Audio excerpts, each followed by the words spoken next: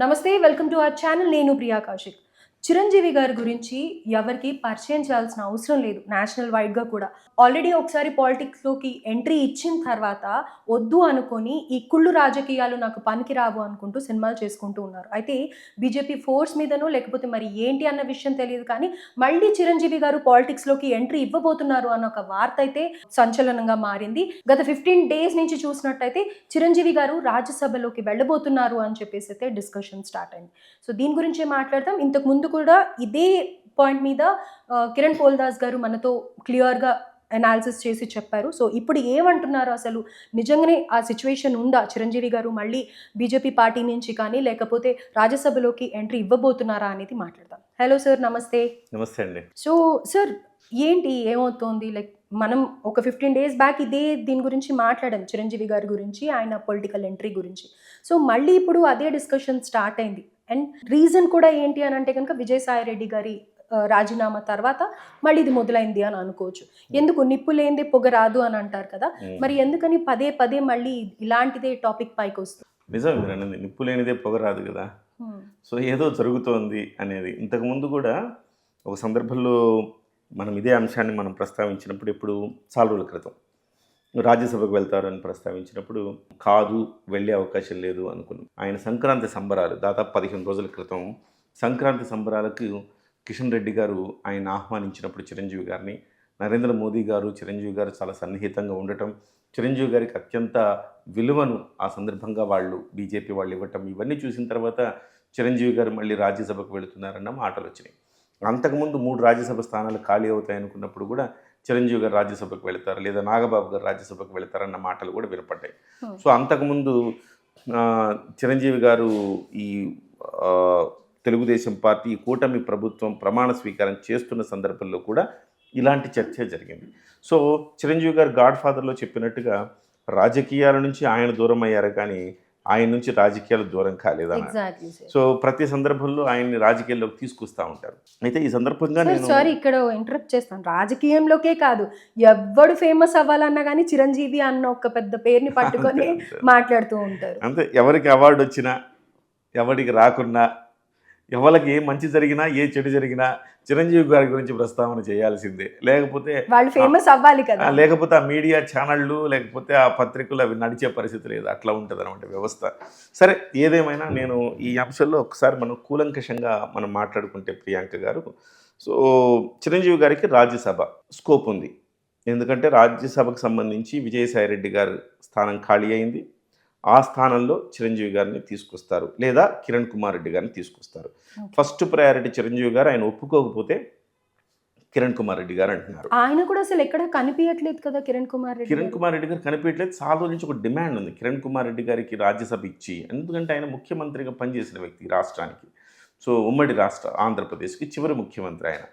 So ఇవాళ ఆయన్ని ముఖ్యమంత్రిగా పనిచేసిన వ్యక్తి కాబట్టి బీజేపీలో ఆయనకు ఒక సముచిత స్థానం ఇస్తే, రాజ్యసభ లాంటిది ఇస్తే రాయలసీమలో పార్టీని బలోపేతం చేసుకోవాలనేది ఒక ఆలోచన వాళ్ళకి. సో ఆ రకంగా ఆయన సెకండ్ ఆప్షన్ కనపడుతున్నారు, చిరంజీవి గారు ఫస్ట్ ఆప్షన్ కనపడుతున్నారు. చిరంజీవి గారిని బీజేపీ వాళ్ళు అడిగిన మాట వాస్తవమే. కూటమి నుంచి ఎన్డీఏ ఆయన రాజ్యసభకు పంపిద్దాము అన్న మాట వాస్తవమే, ఇందులో డౌట్ ఏం లేదు. కానీ చిరంజీవి గారు సున్నితంగా తిరస్కరించారు. ఇది గతంలో కూడా మనం చెప్పుకున్నాం. అయితే కొత్త ప్రతిపాదన తెర మీదకి వచ్చింది. ఏమిటి అంటే చిరంజీవి గారికి రాష్ట్రపతి కోటాలో ఇద్దాము మళ్ళీ అని. ఎందుకంటే రాజకీయ పార్టీల తరపున ఆయన ఎంపీగా రాజ్యసభ సభ్యుడిగా కేంద్రానికి వెళ్ళటం ఆయనకి ఇష్టం లేదు కాబట్టి రాజకీయాలకు అతీతంగా రాష్ట్రపతి కోటాలో మీకు రాజ్యసభ పదవి ఇస్తాము, చేపట్టండి అని ఢిల్లీ నుంచి పిలుపు వస్తూ ఉంది. అయితే దీని మీద కూడా ఆయనకు తర్జన భర్జన పడుతున్నారు. ఆయన ముఖ్యంగా చాలామంది ఆయనకు చెప్తున్నారు, రాజ్యసభ ఇస్తే తీసుకోవచ్చు కదా అని చాలామంది అంటున్నారు. ఇది రాష్ట్రపతి కోటానే కదా, రాజకీయాలకు అతీతం కదా, తీసుకుంటే మీకు కూడా బాగుంటుంది అని చెప్పి అంటున్నారు. నేను ఒక మాట అంటానండి, చిరంజీవి గారికి రాజ్యసభ తీసుకోవడం వల్ల కొత్తగా వచ్చే ప్రయోజనం ఏమన్నా ఉన్నదా? ఆయన రాజ్యసభ చూడలేదా? ఆయన కేంద్ర మంత్రి పదవి చేయలేదా? ఆయన రాజకీయాల్లో ఎమ్మెల్యే నుంచి కేంద్ర మంత్రి వరకు పనిచేశారు. ఎమ్మెల్యేగా పనిచేశారు, రాష్ట్ర చట్టసభల్లోకి ఆయన వెళ్ళారు, అలాగే ఎంపీగా రాజ్యసభకు వెళ్ళారు, ఆ తర్వాత కేంద్ర మంత్రిగా కూడా పనిచేశారు. ఈ రాజకీయాలు ఈ రొచ్చు మనకు వద్దని బయటకు వచ్చేశారు.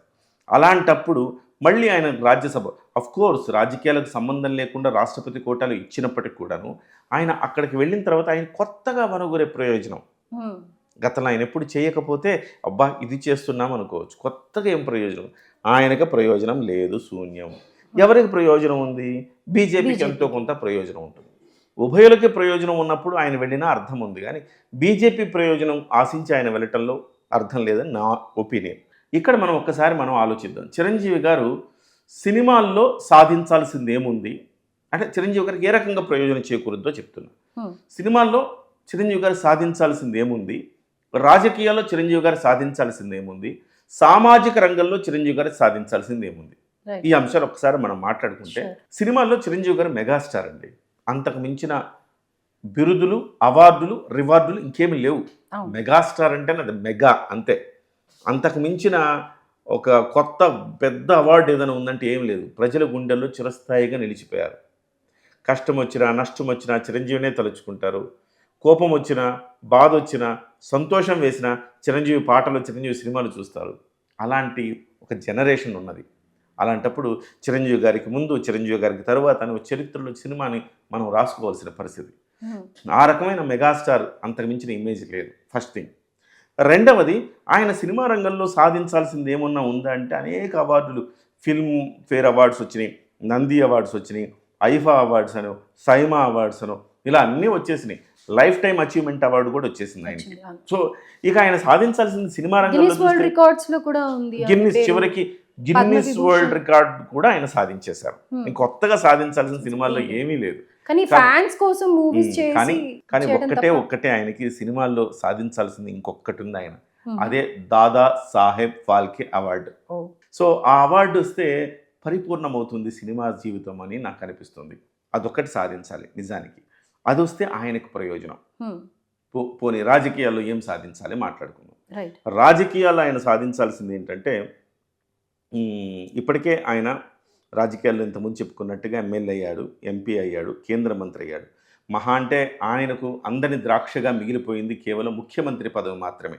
పోనీ ముఖ్యమంత్రి పదవి చిరంజీవికి అసాధ్యమా అంటే అసాధ్యమేం కాదు. 21కి 27 గెలిచి 100% స్ట్రైక్ రేటుతో ఆ విజయాన్ని తీసుకొచ్చి అన్నయ్య పాదాలు చెంత పెట్టిన పవన్ కళ్యాణ్ గారు రేపు ఒంటరిగా ప్రయాణం చేసి జనసేన పార్టీని అధికారంలో తీసుకొస్తే ఈ పదవి మా అన్నయ్యకి ఇస్తాను అని చెప్పినా ఆశ్చర్యపోకర్లా.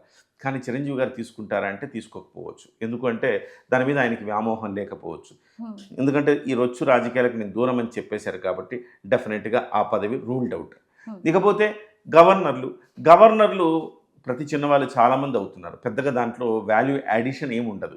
కాబట్టి గవర్నర్ అనేది కొట్టేసేయాలి. లేకపోతే రాష్ట్రపతి, ఉపరాష్ట్రపతి లాంటి పదవులు ఉన్నాయి.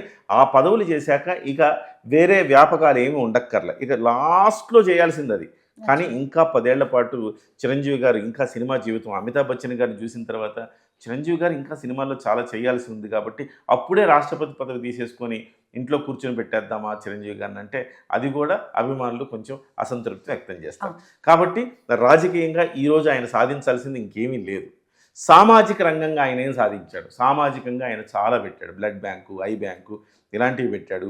CCT అని చిరంజీవి చారిటబుల్ ట్రస్ట్ పెట్టి అనేక మందికి సేవా కార్యక్రమాలు చేస్తున్నారు. ముఖ్యంగా కరోనా కాలంలో ముఖ్యంగా సినీ కార్మికుల 5,000 నోట్లోకి వెళ్ళాయంటే ఆయన చారిటబుల్ ట్రస్టే కారణం. లేకపోతే అనేక మందికి ఆక్సిజన్ బ్యాంకులు పెట్టి ఊపిరిలూదారు. సో అలాంటి చిరంజీవి గారికి ఇంకా రావాల్సిన అవార్డులు, రివార్డులు ఏమన్నా ఉన్నాయంటే ఇప్పటికే కళారంగము, సేవారంగం కలగలిపి ఆయనకి ఇప్పటికే పద్మభూషణ్ వచ్చింది, పద్మవిభూషణం వచ్చింది. ఇకపోతే ఆయన్ని వరించాల్సిన ఒకే ఒక్క అవార్డు భారతరత్న మాత్రమే. సో అటు చూస్తే దాదాసాహెబ్ ఫాల్కే అవార్డు, ఇటు చూస్తే సామాజిక రంగంగా చూస్తే భారతరత్న అవార్డు. ఈ రెండు మాత్రమే. భారతరత్న అవార్డు ఇలాంటి ఎందుకు అన్నాను అంటే, నేను భారతరత్న అవార్డు ఇవ్వాలంటే ఖచ్చితంగా ఒక వ్యక్తిత్వం కూడా ఉండాలి.